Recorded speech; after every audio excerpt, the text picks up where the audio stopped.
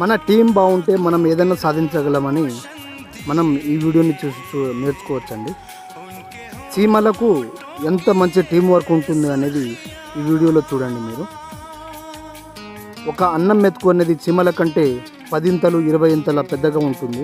కానీ ఆ 10 ఇంతల 20 ఇంతల పెద్దగా ఉండే వాటిని చీమలు ఈజీగా తమ టీం వర్క్తో, తమ టీం మెంబర్స్తో కలిసి ఆ మెతుకులని ఎలాంటి కొండ ప్రాంతాలైనా, ఎలాంటి ప్లేసుల్లో అయినా తమ ఇంట్లోకి తీసుకోవడానికి ఎంత కష్టపడతాయనేది ఈ వీడియోలో క్లియర్గా చూడొచ్చు.